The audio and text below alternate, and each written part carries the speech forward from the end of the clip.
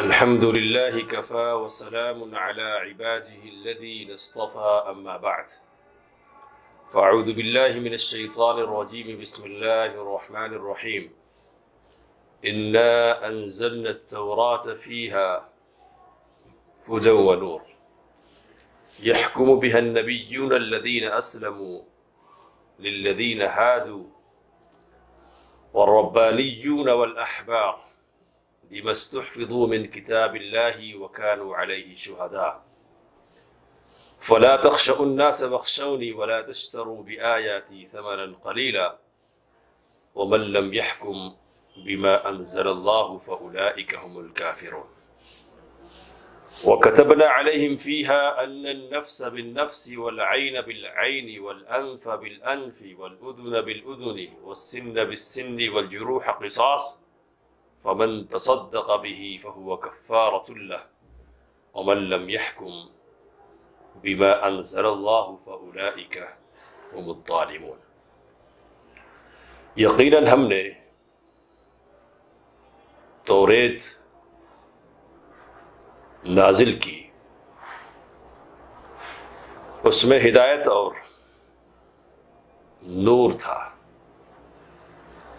یحکم بها النبیون،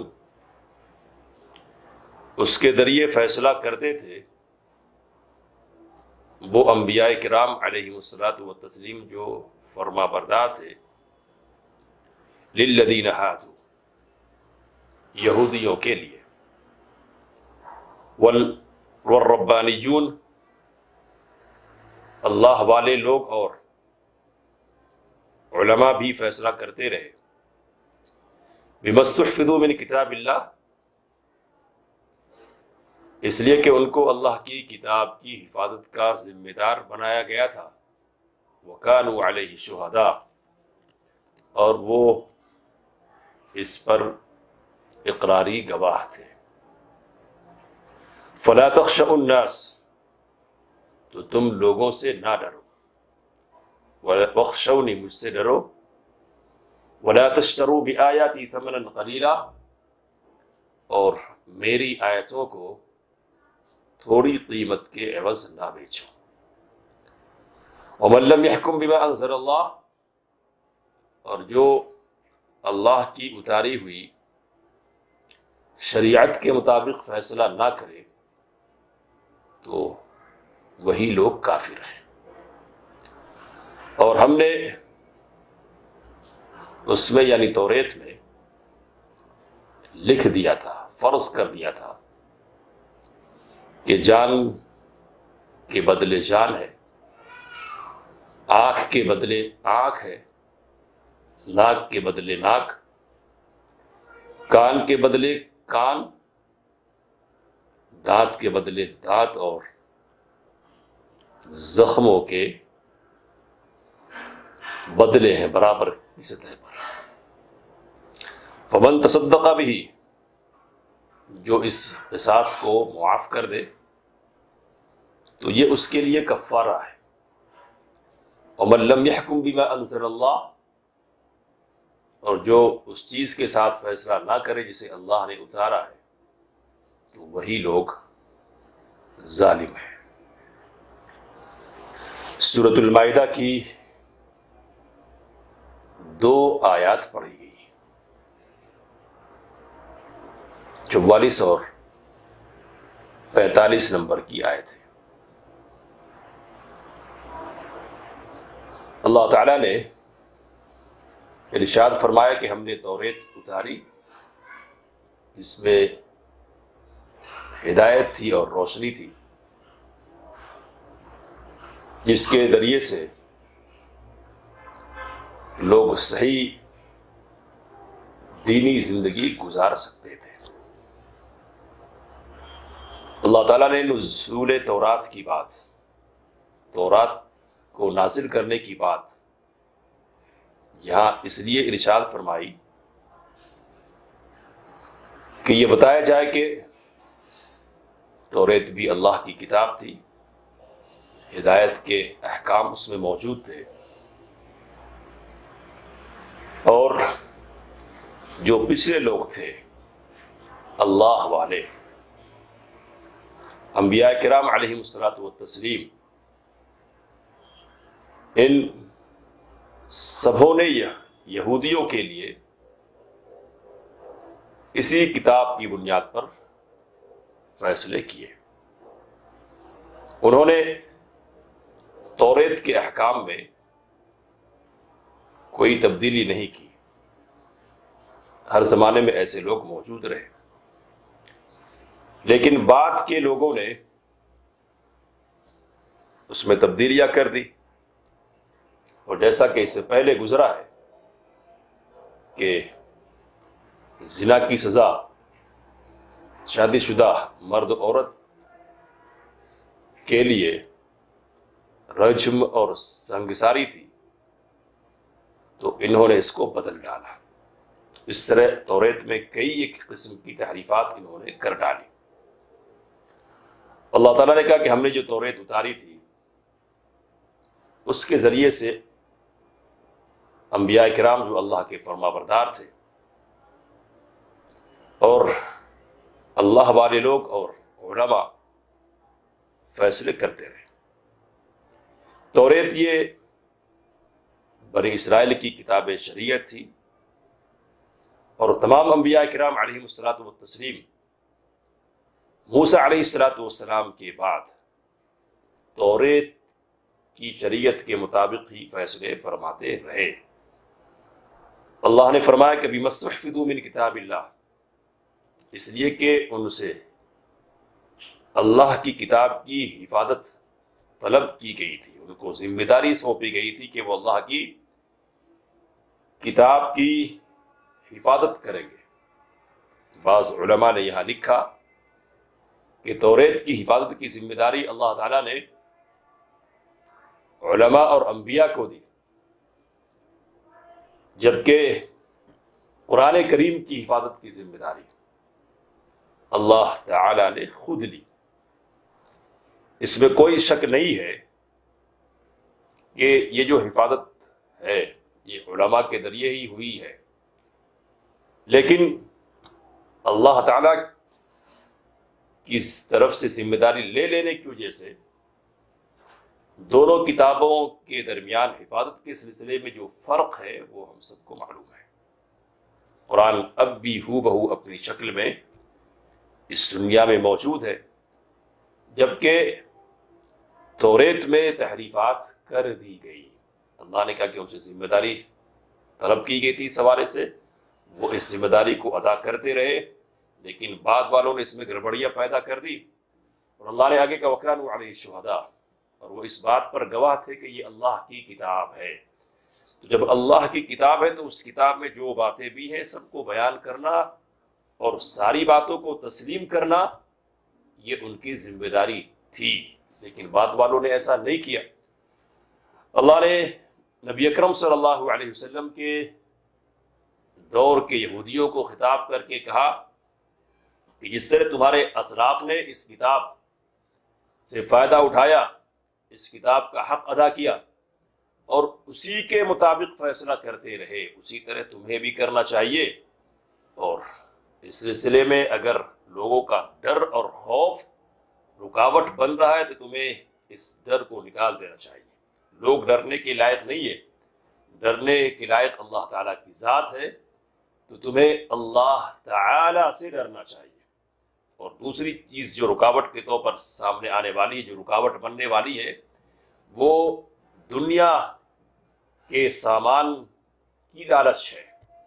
اگر سچ بتائیں گے، تحریفات سے پردہ اٹھائیں گے اور جو صفات نبی اکرم صلی اللہ علیہ وسلم کے سلسلے میں توریت میں موجود ہیں ان کو بیان کریں گے، تو مال کے جو وسائل ہیں وہ بند ہو جائیں گے۔ اللہ نے کہا کہ تھوڑی قیمت کے بس پوری کی پوری دنیا آخرت کے مقابلے میں تھوڑی ہے، اللہ کی آیتوں کو نہ بیچو، غلط بات نہ بتلاؤ، حقیقی بات اور سچی بات کو نہ چھپاؤ۔ اور اللہ نے تنبیہ کی اور فرمایا وَمَن لَّمْ يَحْكُمْ بِمَا أَنزَلَ اللَّهُ فَأُولَٰئِكَ هُمُ الْكَافِرُونَ، جو اللہ کے اتارے ہوئے کلام کے مطابق فیصلہ نہ کرے تو وہی لوگ کافر ہیں۔ علماء یہ کہتے ہیں کہ اگر کوئی اللہ کی آیات کا انکار کرتے ہوئے اور اس کے بالمقابل کسی اور چیز کو اس سے بہتر یا اس کے برابر سمجھتے ہوئے فیصلہ کرتا ہے تو یہ کھلے ہوئے کافر ہے۔ لیکن اگر کوئی خواہش نفس کی وجہ سے فیصلہ کرتا ہے، حالانکہ اس کے سینے میں یہ بات موجود ہے کہ نہیں، اللہ کا کلام برحق ہے، وہ افضل ہے، اور کوئی قانون اللہ کے قانون کی برابری نہیں کر سکتا ہے، لیکن دنیاوی مصلحت کی خاطر اور بعض مفادات کی بنیاد پر کوئی فیصلہ کر دیتا ہے تو وہ کافر نہیں ہوگا، بلکہ یہاں اس کے لیے کفر دون کفرن کی بات ہوگی، یعنی کفر اکبر کے مقابلے میں کفر اصغر کا معنی لیا جائے گا۔ سیدنا ابن عباس رضی اللہ تعالی عنہما سے یہی تفسیر آئی ہے، تفسیر طبری میں اور تفسیر ابن کثیر میں اس کی تفصیل دیکھی جا سکتی ہے۔ کسی حاکم کی تکفیر کا مسئلہ بڑا سنگین مسئلہ ہے، اور اس سلسلے میں زبان کھولنے سے پہلے کئی مرتبہ سوچنا ہوگا۔ تکفیر کسی کی بھی کی جائے یہ بڑا فیصلہ ہے اور بڑا معاملہ ہے، شروط پائی جانی چاہیے، موانع کا نہیں ہونا پایا جائے اور ساری چیزیں جمع ہو جائے، پھر کسی پر کفر کا فتویٰ لگے گا، اور کفر کا فتویٰ بھی عام لوگ نہیں لگائیں گے بلکہ امت کے علماء اور فقہا اس فرض کو انجام دیں گے۔ تو اگر انہوں نے خاموشی اختیار کی ہے تو عام لوگوں کو اس مصیبت میں نہیں پڑنا چاہیے، خود مصیبت میں پڑھ کر دوسروں کو مصیبت میں نہیں ڈالنا چاہیے۔ اگلی آیت کریمہ میں اللہ تعالیٰ نے کہا کہ ہم نے توریت میں یہ بات فرض کی تھی کہ جان کے بدلے جان ہے، تو جان کوئی سی بھی ہو وہ برابر کی ہے، اور کسی نے کسی کو قتل کیا ہے تو وہ اپنی جگہ پر کتنا بڑا بھی ہو لیکن بدلے میں اسے قتل کیا جائے گا۔ یہ بات اللہ تعالیٰ نے ارشاد اس پس منظر میں فرمائی کہ توریت میں تو ایسا ہی لکھا تھا کہ ہر مسلمان کی جان کیا ہے، برابر ہے، برابر ہے، لیکن یہودیوں نے اس میں تحریف کر دی، تبدیلی کر دی۔ مدینہ میں یہودیوں کے 3 قبیلے موجود تھے، ایک قبیلہ بنو نذیر تھا جو طاقتور قبیلہ تھا، اور ایک تیسرا قبیلہ تھا بنو قینقاع، دوسرا قبیلہ ہے بنو قریظہ، تیسرا قبیلہ۔ تو بنو قریظہ کے لوگ کمزور تھے وسائل اور تعداد کے اعتبار سے، تو اگر بنو قریظہ کا کوئی فرد قاتل ہوتا تو اس سے تو قصاص لیا جاتا، لیکن بنو نذیر کا کوئی فرد قتل کرتا تو اس سے قصاص نہیں لیتے بلکہ اس سے دیت لیتے تھے، دیت ادا کرواتے تھے۔ یہ یہودیوں کی طرف سے فرق کیا گیا تھا۔ اللہ نے کہا کہ اس فرق کی کیا گنجائش ہے؟ توریت میں تو اللہ نے ساری جانوں کو برابر قرار دیا ہے، اور یہ کہہ دیا کہ کوئی عضو نقصان سے دوچار ہو تو اس کے بدلے، اس عضو کے بدلے اسی عضو کو، اسی جزو کو، جسم کے حصے کے نقصان پہنچایا جائے گا، اور قصاص میں اسی عضو کو، اسی جزو کو، اسی حصے کو زائل کیا جائے گا، مارا جائے گا، چوٹ پہنچائی جائے گی۔ لیکن انہوں نے ایسا نہیں کیا۔ تو یہ یہودیوں کی داستان ہے۔ علماء نے لکھا کہ اس امت میں بھی جب فقہی موشگافیاں شروع ہوئی اور فقہی موشگافیوں کی بنیاد پر ہیلہ سازیوں کا دروازہ کھلا، تو یہاں بھی بہت ساری باتیں ایسی پیدا ہو گئی جو قرآن کریم کی اور نبی اکرم صلی اللہ علیہ وسلم کی احادیث کے خلاف تھی۔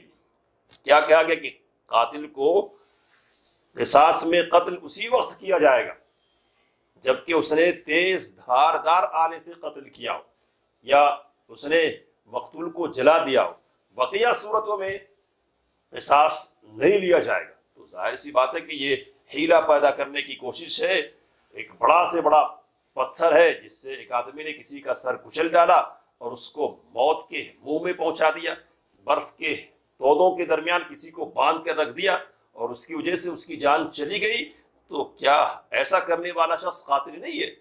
تو یہ جو فقہی موشگافیہ ہے ان کی بنیاد پر ایسا شخص قاتل نہیں ہے، تو پھر تو قتل کا دائرہ محدود ہو جائے گا اور قاتلین کی تعداد بہت بڑھ جائے گی، اور اس طرح سے شریعت کا مقصود فوت ہو کر رہ جائے گا جو قصاص کے پیش نظر ہے، یا کہ اے عقل مندو قصاص میں تمہارے لیے زندگی ہے، وَلَكُمْ فِي الْقِصَاصِ حَيَاةٌ يَا أُولِي الْأَلْبَابِ لَعَلَّكُمْ تَتَّقُونَ۔ تو قصاص میں زندگی کب ہے؟ جبکہ قاتل سے قصاص لیا جائے، بدلہ لیا جائے، لیکن انہوں نے ایسا کیا۔ حالانکہ نبی اکرم صلی اللہ علیہ وسلم کے دور میں ایک بچے کا سر کچل دیا گیا، ایک یہودی نے کچل ڈالا تھا، صحیح بخاری کی روایت ہے، نبی اکرم صلی اللہ علیہ وسلم نے دریافت فرمایا، بچے نے بتلایا، یہودی کا نام لیا تو بدلے میں اس کے سر کو بھی کچل ڈالا گیا۔ تو یہ اصل بات ہے، شریعت پر چلنا چاہیے۔ نبی اکرم صلی اللہ علیہ وسلم کی پیشین گوئی ایک طرح سے صحیح ثابت ہو رہی ہے کہ میری امت بھی پچھلے لوگوں کے طریقے پر چلے گی ہو بہو۔ تو ہیلہ سازیاں پیدا کی جاتی ہیں، شریعت کے مقابلے میں ہیلہ سازی کا انجام اچھا نہیں ہونے والا ہے، دنیاوی اعتبار سے بھی اور اخروی اعتبار سے بھی۔ اللہ نے کہا کہ بدلے لیے جائیں گے، جان آنکھ کے بدلے آنکھ، ناک کے بدلے ناک، اور کان کے بدلے کان، اور دوسرے جو اعضاء ہیں ان کے بدلے جو اعضاء ہوں گے وہ ان کی شکل میں بدلہ چکایا جائے گا، اور زخموں کے بھی بدلے برابر کی سطح پر ہے، کوئی تفریق نہیں ہے۔